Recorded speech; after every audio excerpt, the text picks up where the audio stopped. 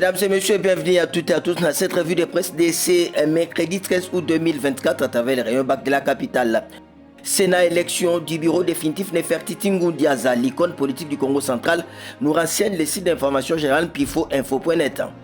La sénatrice Nefertiti Ngundiaza Bayokissa, figure emblématique du Congo central, vient de marquer l'histoire du Parlement congolais en devenant la seule femme élue rapporteur du bureau définitif du Sénat pour cette législature. L'élection s'est tenue le lundi 12 août, un jour qui restera gravé dans les mémoires pour sa portée symbolique et politique.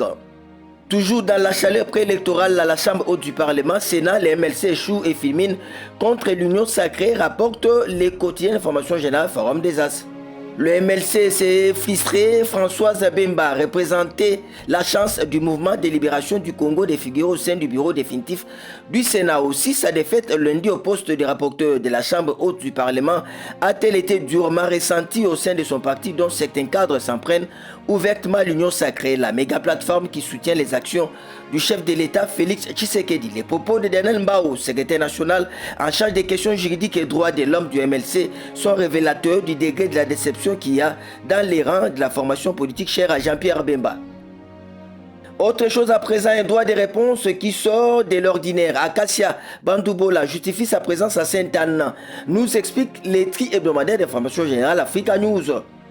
Dans la page intérieure de notre confrère, nous pouvons lire Acacia Bandoubola, ministre d'État aux Affaires foncières et au cadre de l'UDPS, a écrit Africa News après la publication d'un article sur sa présence à la réunion qui a conduit à l'éviction d'Augustin Kabouya du poste de secrétaire général du parti. L'on est loin des droits de réponse habituels qui rejettent tout en bloc. Bandoubola a préféré plutôt assumer cette présence conséquente d'une invitation lui adressée par la direction d'un organe important du parti. Se voulant légaliste, la ministre Bandoubola rassure que sa présence n'a pas influencé une décision qui était déjà prise depuis plusieurs semaines. On va terminer en sport avec cette affaire qui défait la chronique RDC. Serge Condé rejette toutes les accusations concernant une prétendue spoliation du stade des Martyrs, nous explique Cumulard.cd.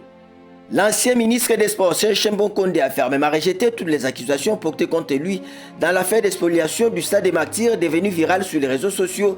Dans une interview accordée à l'agence congolaise de presse ACP le lundi 12 août 2024, Condé s'est dit victime d'une bête de buzz et a invité ses détracteurs à se renseigner avant de venir rencontrer les futilités. L'ex-ministre a affirmé ne pas être concerné par une quelconque spoliation du stade des Martyrs, mais déclare avoir été guidé par les soucis de rentabiliser cette infrastructure en l'estat de ses prédécesseurs. Ça n'est donc fini pour cette revue de presse. Au revoir et à demain.